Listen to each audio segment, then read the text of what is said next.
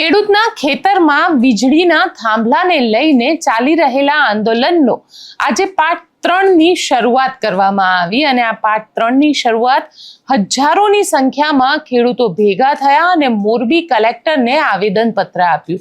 આ રિપોર્ટમાં આપણે સમજીશું કે હવે કારણ કે સરકારે એક નવું પરિપત્ર તો કરી દીધું 4 જુલાઈએ અને સરકારે કહી દીધું કે અમે ભાવ વધારો કરી રહ્યા છે, પણ હવે ખેડૂતોની શું માંગ છે તેની ચર્ચા કરી લઈશું। ખેડૂતો શું કહી રહ્યા છે અને કેમ આંદોલન હજી પણ ચાલી રહ્યું છે તેની પણ ચર્ચા કરીશું। સાથે કોંગ્રેસનું જે શરૂઆત યાત્રા શરૂ થઈ હતી તે યાત્રા હવે પૂર્ણ થવાના આરે છે તેની વાત કરીશું અને સાથે સાથે ચર્ચા એ પણ કરીશું કે ચૈતર વસાવાના પત્નીને લઈને આજે ગુજરાત હાઈકોર્ટમાં જામીન અરજી ઉપર સુનાવણી હતી।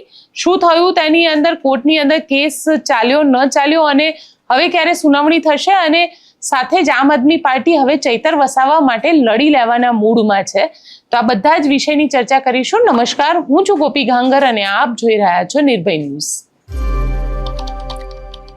માત્ર 50,000 ભરી અને ડ્રોન વસાવો, ડ્રોન વ્યવસાયની અંદર કમાવો 7 થી 8 લાખ રૂપિયા પ્રતિ વર્ષ। ગુજરાતના ખેડૂતોની પહેલી પસંદ, તો આજે જ સંપર્ક કરો। ગુજરાત સરકારે નવો પરિપત્ર કર્યો અને ગુજરાત સરકારે નવા પરિપત્ર કરતા કહ્યું કે જે થાંભલાના પૈસા આપવામાં આવતા હતા તેની અંદર વધારો કરવામાં આવશે। સરકાર દ્વારા એક નવી કમિટીની પણ વાત કરવામાં આવી કે એક નવી કમિટી બનશે। આ કમિટીની અંદર ખેડૂતના પણ રિપ્રેઝેન્ટેટિવ હશે અને સરકારની સાથે જોડાયેલા ખાનગી કંપનીના પણ રિપ્રેઝેન્ટેટિવ હશે અને તે લોકો નક્કી કરશે કે જે જમીનમાં થાંભલો નખાઈ રહ્યો છે તે જમીનની બજાર કિંમત કેટલી છે અને તેના આધારે ખેડૂતને વળતર આપવામાં આવશે। આ બધી જ સરકારી પોલિસીની વાત કરવામાં આવી। 4 જુલાઈએ આ નવી પોલિસી સરકાર દ્વારા તેનો પરિપત્ર બહાર પાડવામાં આવ્યો। જીતુ વાઘાણીએ પ્રેસ કોન્ફરન્સ કરી હતી ત્યારે લાગ્યું હતું કે કદાચ હવે આ આંદોલન અહીંયા પૂર્ણ થઈ જશે, પરંતુ ખેડૂતોએ જ્યારે એના ઉપર વિચાર કર્યો ત્યારે ખેડૂતોને સમજાયું કે સરકારના ચાવવાના અને બતાવવાના બંને વાત અલગ અલગ છે અને એટલા જ માટે જે ગુજરાતની અંદર આ ખાનગી કંપનીઓના વીજપોલ માટે સરકારે જે પોલિસી જાહેર કરી તેનો વિરોધ હવે ખેડૂતો કરી રહ્યા છે અને સતત આ વિરોધ જે છે તે છેલ્લા લગભગ 1.5 મહિનાથી કરવામાં આવી રહ્યો છે। જે જેતપરની અંદર આંદોલન ચાલી રહ્યું હતું, આજે એ આંદોલનનું પાર્ટ 3 ની શરૂઆત કરવામાં આવી। મોટી સંખ્યામાં ખેડૂતો અને એમાં પણ ખાસ કરીને જે મહિલાઓ છે તે મહિલાઓ આજે મોરબીના કલેક્ટર કચેરીએ પહોંચી હતી અને આ રેલી કરીને જ્યારે ખેડૂતો ત્યાં આગળ પહોંચ્યા ત્યારે સરકારની વિરુદ્ધમાં, ખાસ કરીને આ ખાનગી કંપનીના વિરુદ્ધમાં તેમનો ગુસ્સો જે છે, તેમનો આક્રોશ અહીંયા આગળ ફૂટી નીકળ્યો અને વિરોધ કરતા કરતા ત્યાં આગળ પહોંચ્યા તેઓ કલેક્ટરને આવેદનપત્ર આપ્યું। મહિલાઓ અને ખેડૂતો સહિત અંદાજે લગભગ એવું માનવામાં આવી રહ્યું છે કે લગભગ 2000 જેટલા લોકો જે છે એ આ રેલીની અંદર જોડાયા હતા। ખેડૂતોએ 365 ગ્રામ પંચાયતના લેટર પેડ સાથે નવા પરિપત્રનો વિરોધ વ્યક્ત કર્યો હતો। ખેડૂતોએ તેમની માંગણી મુજબ વળતર માટે પણ સરકારને 3 વિકલ્પ આપ્યા હતા, જેના માટે આજે આવેદનપત્ર કલેક્ટરને આપવામાં આવ્યું કે જે 3 વિકલ્પ સરકારને આપવામાં આવ્યા હતા। ખેડૂતોની જે માંગ હતી, કારણ કે 4 જુલાઈએ સરકારે જે વાત મૂકી એમાં સરકારે પોતાની વાત મૂકી દીધી હતી,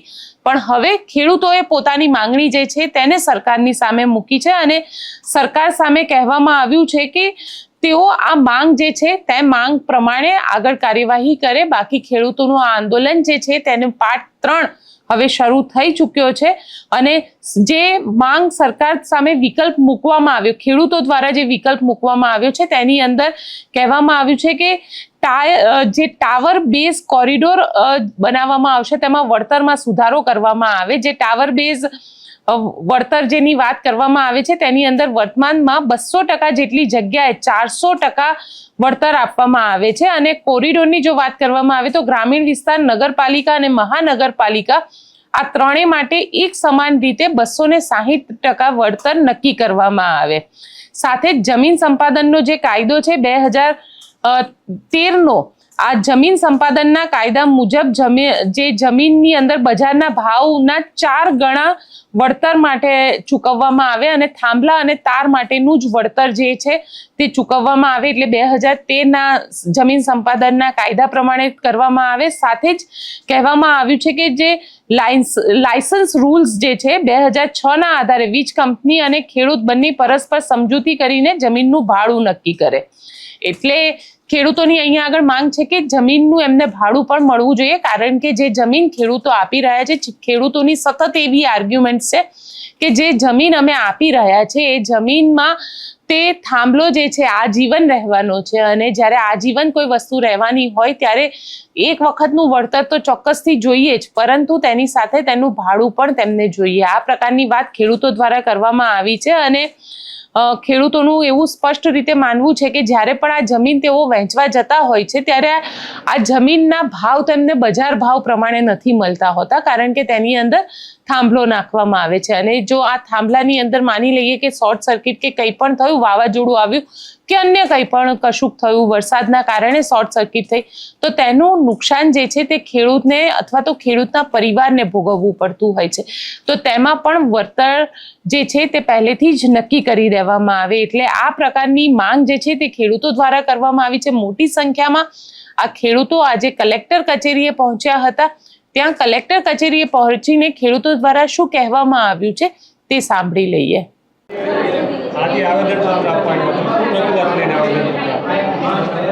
આવેદનપત્રમાં 365 ગામના ખેડૂતોની લેટર પેડ ઉપર રજૂઆત એક જ છે કે આ પરિપત્ર જે બનાવવામાં આવ્યું તે કંપની હિતેક્ષુ પરિપત્ર છે, તે ખેડૂતોને અમાન્ય છે. માટે આ પરિપત્ર રદ કરી નવો પરિપત્ર ખેડૂતની ફેવરમાં બનાવવામાં આવે અને ખેડૂતના મુદ્દા ધ્યાનમાં લેવામાં આવે છે. આ પરિપત્ર અત્યારે આવેદનમાં અમે રજૂઆત કરી છે, 25 મુદ્દા છે મુદ્દા વાઇઝ અમે રજૂઆત કરી છે. તે તમને આવેદનપત્ર તમને ફાઇલ મળી જશે. એ અત્યારે કાલે રાતે 8 વાગ્યા સુધીમાં 365 ગામડાના પંચાયતના લેટર પેડ ઉપર લોકોએ આ પરિપત્ર અમાન્ય છે એવું લખિતને આપેલું છે. 365 ગામના છે અને તે સિવાયના પણ અઢળક આવેલા છે, એ અટેચ નથી થયા આજે અને રાતે 8 વાગ્યા પછી. અને એમાં મુખ્ય માગણી અમારી ટાવર માટે જે 200%ની જગ્યાએ 400% અને કોરિડોર માટે 260%, ગામ્ય હોય નગરપાલિકા કે મહાનગરપાલિકા ત્રણેય માટે એ ઓપ્શન છે. એની જગ્યાએ 2013નો કાયદો છે એ મુજબ બજાર કિંમતના 4 ગણા થાંભલા અને તાર માટે એ પણ ઓપ્શન માન્ય ન હોય તો જે 2006 જે લાયસન્સી રૂલ્સ છે એ પ્રમાણે કલેક્ટર સાહેબ જે છે કંપની અને ખેડૂતોને બોલાવીને ભાડું નક્કી કરી આપે. આ 3 ઓપ્શનમાંથી જે સરકારશ્રીને અનુકૂળ હોય, બરાબર. અને તે સિવાયના હમણાં અમારા બીજામાં 23 મુદ્દા છે, અલગ અલગ રજૂઆત છે 23 મુદ્દાની, એ પણ આમાં સામેલ છે. આજે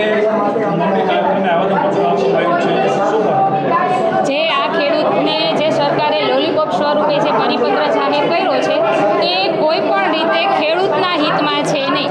એ જોઈને તમામ ખેડૂતોને પણ એવું લાગે છે કે આ કંપનીના હિતે શું છે, એટલે આ પરિપત્ર કોઈ ખેડૂતને માન્ય નથી. એટલે ગુજરાતના તમામ ખેડૂતો આ પરિપત્રનો વિરોધ કરે છે અને અહીંયા કલેક્ટરને અમે આવેદનપત્ર આપવા આવ્યા છીએ અને જે એ પરિપત્રમાં અમારી નવી માંગણીઓ છે, જેમાં જે સુધારો કરવાનો છે એ રજૂ કરવા આવ્યા છીએ અમે અહીંયા. કલેક્ટર કચેરીની અંદર જે કોઈ ખેડૂત ભાઈઓ કે બહેનોને જ્યાં પણ જગ્યા મળે ત્યાં બેસી જવાનું છે, કોઈએ પણ ઊભું રહેવાનું નથી. કલેક્ટર કચેરીની અંદર જે કોઈ ભાઈઓ બહેનો છે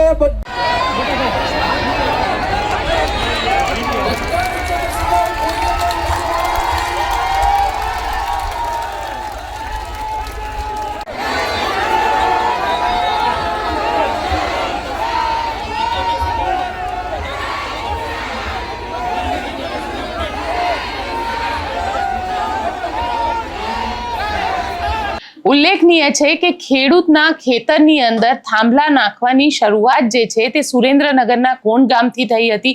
ત્યાં આગળ ખેડૂતના ખેતરમાં જ્યારે વીજ કંપનીઓ થાંભલા નાખવા માટે ગઈ તો જે વાડી વિસ્તારને તાળા મારેલા હતા તે તાળા પણ તોડી નાખવામાં આવ્યા હતા, જેના કારણે ખેડૂતોમાં ખૂબ આક્રોશ હતો. તેમની પણ પોલીસ દ્વારા અટકાયત કરવામાં આવી હતી અને જેના લીધે ખેડૂતોનો ગુસ્સો જે છે તે ફૂટી નીકળ્યો હતો.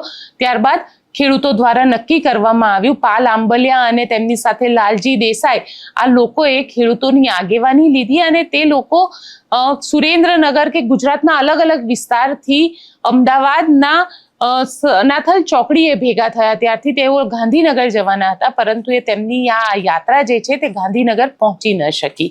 ક્યાંક ત્યાં રાજનીતિની પણ ચર્ચા થઈ અને ત્યારબાદ જેતપરના જે ખેડૂતો હતા તેમના દ્વારા આંદોલનને પાર્ટ 2માં શરૂ કરવામાં આવ્યું અને આ પાર્ટ 2 જે છે તે એમને આમરણાંત ઉપવાસનો રાખ્યો. આમરણાંત ઉપવાસ માટે તેમને એક છાવણી બનાવવામાં આવી. સતત કલેક્ટર દ્વારા તેમને વાતચીત માટે બોલાવવામાં આવતા હતા, પરંતુ ખેડૂતો દ્વારા કહેવામાં આવ્યું કે તે પોતે ત્યાં નહીં જાય, ત્યાં સરકારને જે પણ વાત કરવી હોય, જે પણ ચર્ચા કરવી હોય એ અહીંયા આવીને ચર્ચા કરે.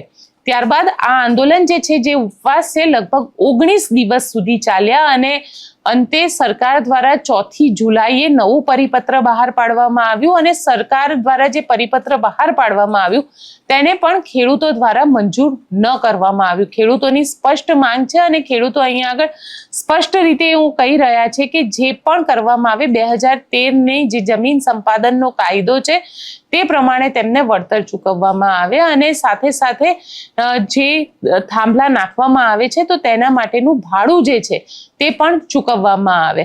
આજે કલેક્ટરે ત્યારબાદ જ્યારે ખેડૂતો તેમને મળ્યા અને કલેક્ટર સાથે ચર્ચા થયા બાદ કલેક્ટરે શું કહ્યું, કારણ કે મોરબીના કલેક્ટરને આવેદન પત્ર આપવામાં આવ્યું હતું, કલેક્ટર દ્વારા શું કહેવામાં આવ્યું તે પણ સાંભળી લઈએ.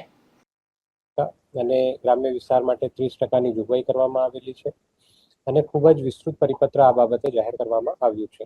છતાં આજે અમુક ખેડૂતો દ્વારા અહીંયા આવીને અન્ય માંગણીઓ બાબતે રજૂઆત કરવામાં આવી છે, જે મેં સરકારશ્રીને પહોંચતા કરશું.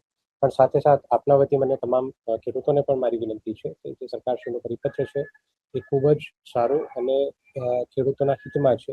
એમાં માર્કેટ રેટ કમિટી માટે ટૂંક જ સમયમાં અમે કાર્યવાહી ચાલુ કરવા જઈ રહ્યા છીએ, જેમાં ખેડૂતના પ્રતિનિધિઓનું પણ અત્યારે અમે ચયન પ્રક્રિયા કરી રહ્યા છીએ. તો એમાં તમામ ખેડૂત મિત્રો પોતાના પ્રતિનિધિની ઝડપથી નિમણૂક કરે, જેથી આગળ એમને જે પરિપત્ર પ્રમાણે વધારાનું વળતર છે એ મળી શકે.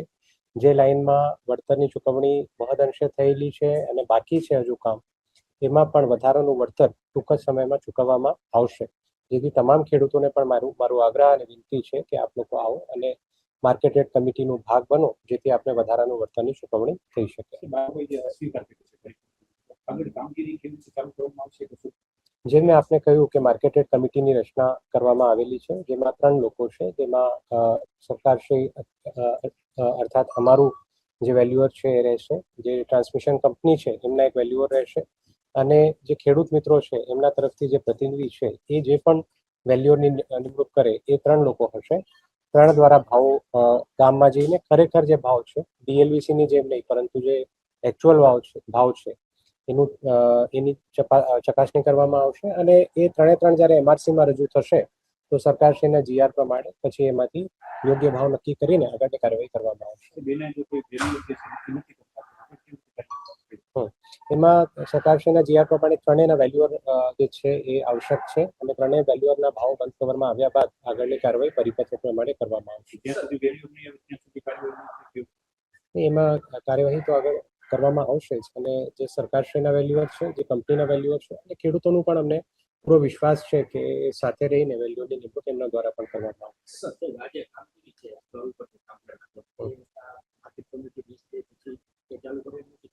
હા, એમાં જે સરકારશ્રીનું જીઆર છે એ પ્રમાણે માર્કેટ રેટ કમિટીમાં જે ભાવ છે એ નક્કી થયા બાદ 100% અપફ્રન્ટ પેમેન્ટ કર્યા બાદ જ કાર્યવાહી કરવાની રહે છે. જેથી ગયા અઠવાડિયામાં અમે તમામ ટ્રાન્સમિશન કંપનીઓ સાથે પણ બેઠક કરી હતી અને એમને પણ એમના જે વેલ્યુઅર છે એમની નિમણૂક કરવા માટે સૂચના આપી હતી.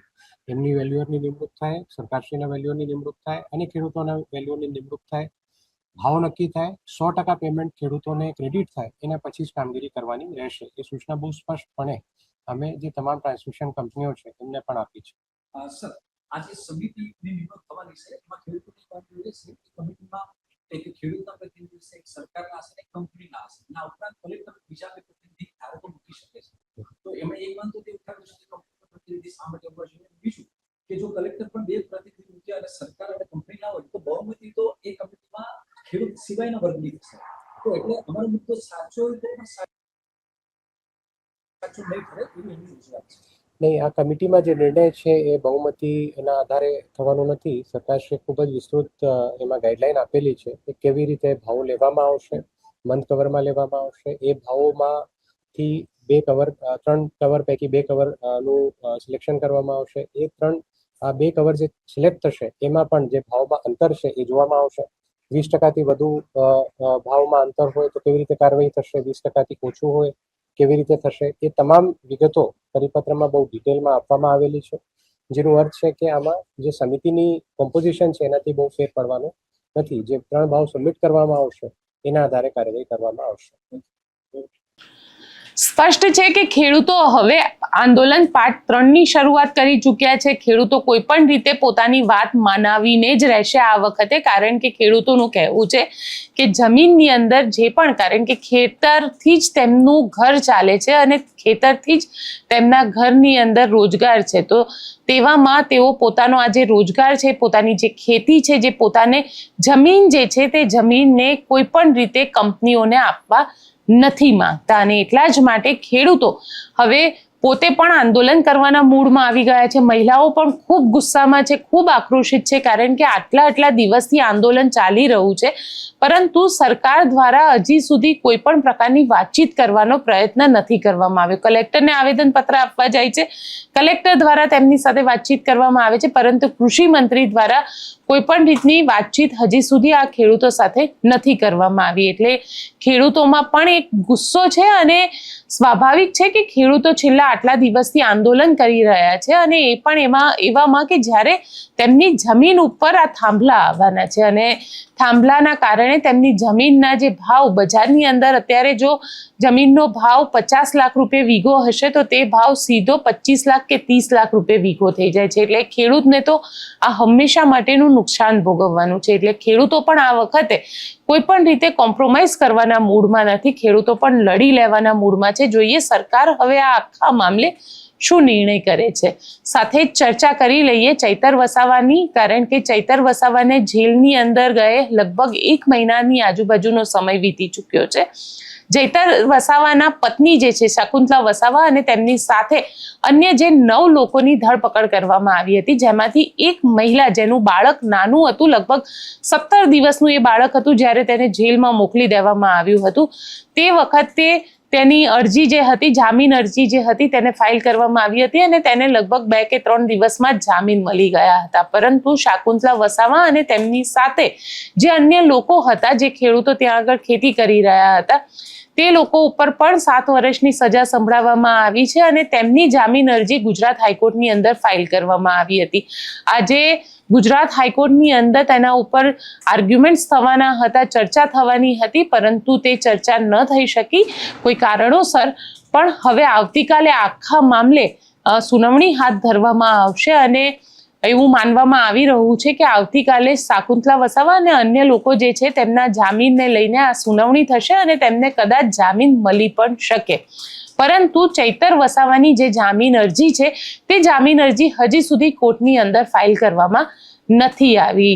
સાથે જ આપને એ પણ જણાવી દઈએ કે આમ આદમી પાર્ટી જે છે, આમ આદમી પાર્ટી પણ હવે ચૈતર વસાવા માટે લડી લેવાના મૂડમાં છે અને આમ આદમી પાર્ટી પણ ક્યાંક ને ક્યાંક આદિવાસી વિસ્તારોમાં ચૈતર વસાવાની જે ધરપકડ કરવામાં આવી છે અને તેમને 7 વર્ષની સજા સંભળાવવામાં આવી છે, તેનો રાજનૈતિક ફાયદો લેવાનો ચોક્કસથી પ્રયત્ન પણ કરી રહી છે. કારણ કે ક્યાંક ચૈતર વસાવાને આદિવાસી વિસ્તારમાં મસીહા માનવામાં આવે છે અને આદિવાસી વિસ્તારની જો ટોટલ સીટની વાત કરવામાં આવે તો 27 જેટલી સીટો છે, વોટિંગ પર્સન્ટેજમાં જોવામાં આવે તો લગભગ 20 થી 21% જેટલો વોટ શેર છે. આમ આદમી પાર્ટીને એવું લાગી રહ્યું છે કે ચૈતર વસાવાના જેલમાં જવાથી જો આ વોટ શેર અને આ સીટ ક્યાંક આમ આદમી પાર્ટી તરફ ઝૂકી જાય તો આમ આદમી પાર્ટીને તેનો ફાયદો 2027ની ચૂંટણીમાં સીધો જ મળી શકે. આમ આદમી પાર્ટીના નેતાએ શું કહ્યું તે સાંભળી લઈએ. નમસ્કાર મિત્રો, આ ભારતીય જનતા પાર્ટીની જે તાનાશાહી સરકાર છે, આ સરકાર દ્વારા ડેડિયાપાડાના ધારાસભ્ય શ્રી ચૈતરભાઈ વસાવા, જેઓ જ્યારથી ધારાસભ્ય બન્યા છે ત્યારથી તમામ લોકોના પ્રશ્નો, દરેક સમાજના મુદ્દાઓ ઉઠાવે છે. એ રોડ રસ્તાનો પ્રશ્ન હોય, શિક્ષણનો પ્રશ્ન હોય, આરોગ્યનો પ્રશ્ન હોય, સનદની જમીનનો પ્રશ્ન હોય, સ્ટેચ્યુ ઓફ યુનિટી જીઆઈડીસીનો આ તમામ મુદ્દાઓ પર એ મજબૂતાઈથી આ સરકાર સામે લડે છે, અવાજ ઉઠાવે છે અને લોકોને ન્યાય અપાવે છે. એ જ આ ભારતીય જનતા પાર્ટીના જે નેતાઓ છે, આ સરકારને એ ગમતું નથી. એના જ ભાગરૂપે એમની પર ખોટી એફઆઈઆર કરવામાં આવી અને એ એફઆઈઆરમાં એમને 7 વર્ષની સજા કરવામાં આવી.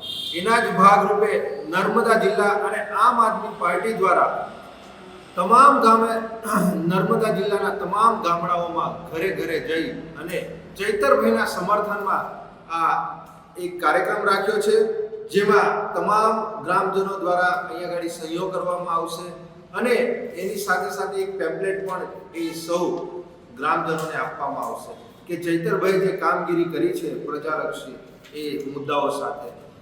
અને 20/7/2026 અને સોમવારના રોજ રાજપીપળા ખાતે લાખોની સંખ્યામાં અહીંયા જનમેદની ઉમટશે અને એક ભવ્ય જનસભાનું આયોજન કરવામાં આવ્યું છે. આ જનસભામાં પ્રદેશના નેતા એવા ઈસુદાનભાઈ ગઢવી, ધારાસભ્ય શ્રી ગોપાલભાઈ ઇટાલિયા, ચૈતરભાઈ વસાવાના ધર્મપત્ની શ્રી વર્ષાબેન વસાવા તેમજ અનેક મહાનુભાવો આ કાર્યક્રમમાં ઉપસ્થિત રહેશે. અને એ જનસભાનો કાર્યક્રમ પૂર્ણ કર્યા બાદ કલેક્ટર ઓફિસ નર્મદા ખાતે આવેદનપત્ર આપવામાં આવશે, જેમાં લાખોની સંખ્યામાં જે લોકોએ ચૈતરભાઈના સમર્થનમાં સહીઓ કરી છે એ લોકો અહીં કલેક્ટર સાહેબશ્રીને આવેદન આપશે, જેમાં રાષ્ટ્રપતિ, રાજ્યપાલ અને મુખ્યમંત્રીને સંબોધીને કે ચૈતરભાઈ પર જે ખોટી એફઆઈઆરો, ખોટા કેસો કરી એમને ફસાવવામાં આવે છે, એમનો અવાજ દબાવવામાં આવ્યો છે, એમને વહેલામાં વહેલી તકે ન્યાય મળે અને પ્રજા સમક્ષ ફરી એ આવે, એના માટે આ ખૂબ મોટો કાર્યક્રમ અહીંયા થવા જઈ રહ્યો છે. તો આપ સૌ આગેવાનશ્રીઓ આ કાર્યક્રમમાં જોડાઓ, આ ઝુંબેશમાં જોડાઓ અને ચૈતરભાઈના સમર્થનમાં લાખોની સંખ્યામાં તમામ નર્મદા જિલ્લાના તમામ સમાજના લોકો આ સહયોગ કરી જન સમર્થનમાં ભાગ લો એવી આપ તમામ આગેવાનશ્રીઓને અમારી નમ્ર વિનંતી છે. જય હિન્દ, જય ભારત. આમ આદમી પાર્ટી ચૈતર વસાવાના મામલે કોઈ પણ રીતે ઝૂકવા માટે તૈયાર નથી અને હવે આમ આદમી પાર્ટી ચૈતર વસાવા માટે એક આદિવાસી વિસ્તારમાં ક્યાંક સંવેદના જગાડવાનો પ્રયત્ન પણ કરી રહી છે. 20મી તારીખે ડેડિયાપાડામાં અને 27મી તારીખે છોટાઉદેપુરમાં આ સંમેલન કરવા જઈ રહી છે આમ આદમી પાર્ટી. બધી જ જગ્યાએથી આદિવાસી વિસ્તારોમાંથી એક લેટર સહી કરાવડાવશે અને આ જે ઝુંબેશ છે, પત્ર ઝુંબેશ, તે પણ શરૂ કરવામાં આવશે અને આ પત્ર ઝુંબેશ જે છે તેનો અંત જે છે રાષ્ટ્રપતિને આ પત્ર આપવામાં આવશે અને આવી રીતે આમ આદમી પાર્ટી ચૈતર વસાવા માટે એક સમર્થન, જેને કહી શકાય કે આદિવાસીઓનું સમર્થન ભેગું કરવાનો પ્રયત્ન કરશે. આપ શું માનો છો મને કોમેન્ટ બોક્સમાં ચોક્કસથી લખીને જણાવજો અને અમારી ચેનલ નિર્ભય ન્યૂઝને લાઇક, શેર અને સબસ્ક્રાઇબ કરવાનું ભૂલશો નહીં. આભાર.